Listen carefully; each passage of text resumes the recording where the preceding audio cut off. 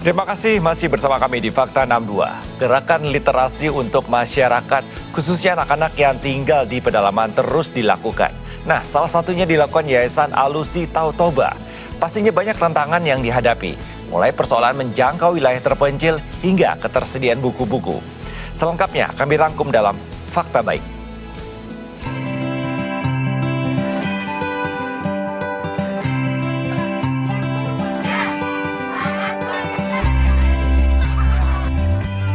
Mereka bisa berada di universitas-universitas negeri yang mereka inginkan, itu senang sekali rasanya. Mereka senang melihat mereka bisa bahagia dengan masa kecil mereka, itu udah senang. Ketika mereka sudah besar mendapatkan keinginan mereka, itu buat saya itu pencapaian dengan apa yang saya lakukan. Kalau sudah besar saya ingin menjadi artis agar bisa menghibur orang. Besok kalau saya besar, aku ingin pemain sepak bola. Saya menjadi koki supaya bisa masak makan enak. Kalau sudah besar mau jadi tentara.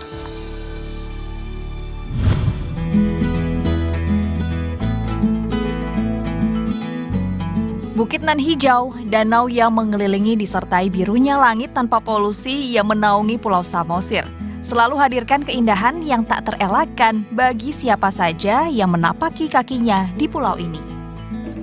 Keindahan yang ada, faktanya tak seindah realita, di mana anak-anak di sini kebanyakan tak punya akses leluasa dalam mengakses buku-buku bacaan sebagai jendela dunia. Di sini, di Kabupaten Samosir, tempat saya menghabiskan waktu bersama anak-anak yang luar biasa dengan mimpi-mimpi hebatnya. Di balik keindahan Pulau Samosir yang masih begitu terjaga, ternyata di beberapa titik di antaranya masih terdapat fasilitas pendidikan yang begitu minim.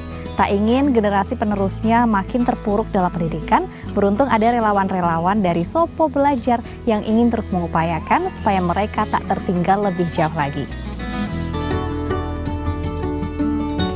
Jarak antar desa yang jauh dan belum banyak tersedianya buku bacaan yang masuk ke wilayah ini, gerakan hati Yayasan Alusi Tautoba untuk putar otak, cari cara agar adik-adik di sini tak makin tertinggal.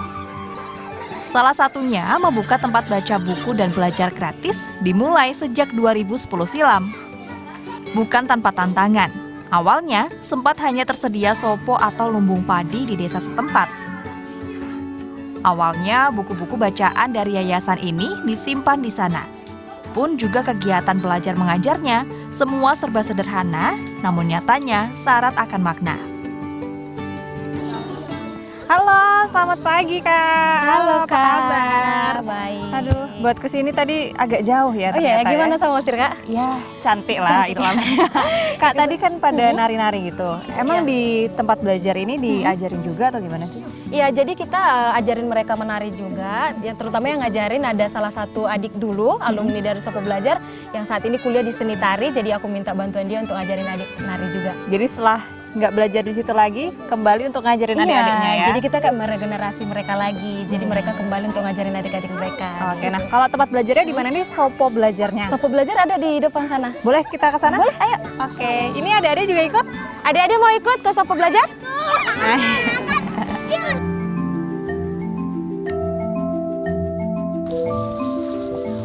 Nah, ini dia Kak Sopo Belajarnya. Ini Sopo Belajarnya. Iya, benar. Sebenarnya Sopo itu apa sih Kak? Jadi Sopo itu sebenarnya nama bangunannya. Jadi kenapa kita sebut Sopo Belajar? Karena tempat ini diharapkan untuk anak-adik bisa bermain sambil belajar untuk mereka, untuk anak-anak yang ada di sekitaran sini. Gitu. Kalau Sopo itu bahasa apa sebenarnya? Nah, Sopo itu sebenarnya bahasa Batak yang berarti itu lumbung padi. Oh. Jadi sebenarnya kita kan ada bangunan dulu di awal yang merupakan bangunan yang bernama Sopo. Tapi jadi sekalipun pindah bangunan tetap aja kita kasih nama Jadi Sopo dulu Belajar. awalnya di Lumbung Padi. Di lumbung padi sebelum kita pindah bangunan itu. Alusi Tautoba yang berarti menjawab panggilan Danau Toba. Seperti namanya, yayasan ini punya harapan untuk jadi jawaban untuk dapat selesaikan persoalan-persoalan yang ada di masyarakat sekitar Danau Toba, khususnya soal pendidikan. Dibantu relawan, Sopo Belajar ajarkan baca, tulis, dan tanamkan kebiasaan literasi sejak dini.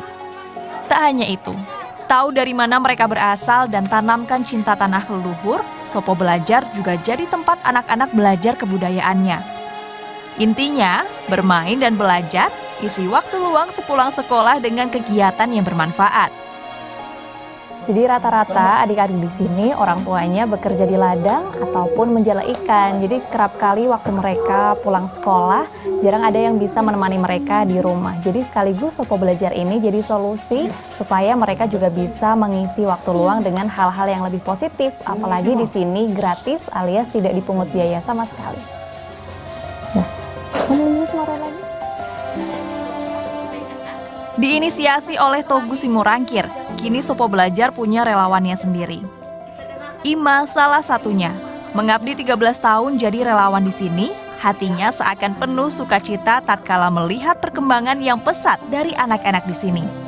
Seakan sudah menjadi rumah kedua, namun tak bisa dipungkiri, mencari relawan yang akan teruskan misi dan mimpinya di sini punya kesulitan tersendiri. Meskipun hanya mengajar non-formal di bangunan kecil, tak buatnya berkecil hati. Baginya, dimanapun tempatnya, asal ada cinta dan dedikasi, niat baiknya akan jadi berkat tersendiri. Jadi masa-masa berapa tahun bergabung, kita masih nyaman menjalani, tapi ada kok masa-masa jenuh, tidak bisa dipungkiri. Kita melihat teman-teman kita, yang kita kan saat ini berada di daerah, terus tidak bisa dipungkiri kita juga pengen ke kota. Ada keinginan itu untuk meningkatkan ekonomi keluarga ataupun ada keinginan seperti itu. Tapi kenapa pada akhirnya memilih tempat ini? Itu tadi dengan memikirkan adik-adik itu tidak ada lagi tempat untuk belajar sambil bermain atau bermain sambil belajar, itu sedih rasanya. Membayangkan mereka ketika tempat ini tutup, mereka datang ternyata sudah tidak ada, itu sedih. Jadi setidaknya apa sih yang bisa aku lakukan untuk orang-orang sekitarku? Gitu. Paling tidak aku bisa berdampak buat mereka. Sekecil apapun itu, bahkan hanya untuk ngajarin membaca, menulis, aku kira aku udah bahagia dengan hal itu. Gitu. Melihat perkembangan mereka, bisa dibilang separuh waktu mereka ada sama aku kok. Kita bayangkan mulai dari jam 2 hingga jam 6 kita sebutkan itu hingga pulangnya, mereka ada sama aku tahu karakter mereka masing-masing, aku tahu kemampuan mereka dari sebelumnya. Sebelum mereka datang, akhirnya setelah berjalan beberapa tahun mereka di Sopo Belajar, aku tahu perkembangan kemampuan mereka. Senang rasanya melihat mereka bisa membaca, itu senang sekali, ataupun bisa membantu pekerjaan tugas dari sekolah mereka, itu senang sekali melihat mereka. Terus berkembang, kini Sopo Belajar sudah tersebar di 5 desa berbeda yang berada di Kabupaten Samosir.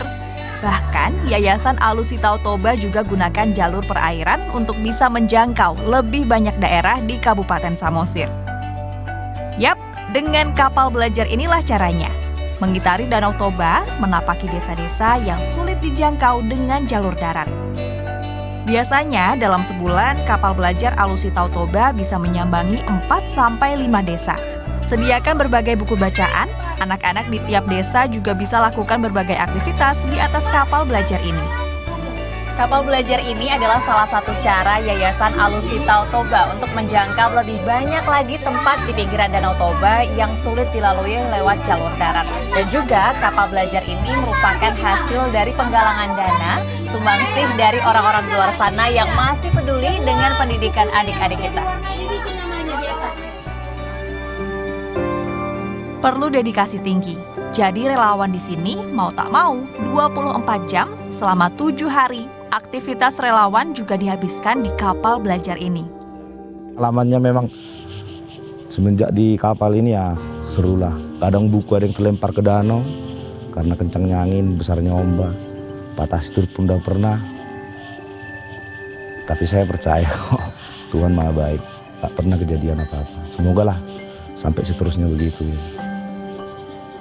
Ya mungkin sebagian daerah itu mungkin ada yang terisolasi sih sebetulnya. Bukan mereka itu miskin, bukan. Tapi jangkauan buku ke mereka itu sangat sulit. Jadi langkah baiknya memang ada kapal ini untuk itu. Jadi mereka setiap pulang sekolah, mereka menikmati buku. Setidaknya mengurangi mereka bermain gadget lah. Itu aja sih. Bisa dibilang panggilan lah aku rasa ya. Karena hobi itu mungkin kadang kalau dalam diri seseorang itu nggak bisa dibilang hobi ya. Mungkin saya merasa dulu waktu di zamannya saya dulu nggak ada yang seperti ini. Ya niat aja sih sebetulnya. Saya suka, senang melakukan itu, bukan karena paksaan atau dorongan apa segala macam.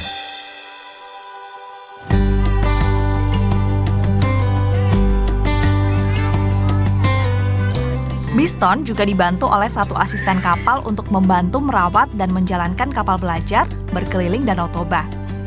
Lebih dari 5 tahun mengabdi, masih miliki misi yang sama, landasannya tak ingin agar generasi penerus di daerahnya terus tertinggal dengan mereka yang berada di pusat dengan fasilitas yang serba ada.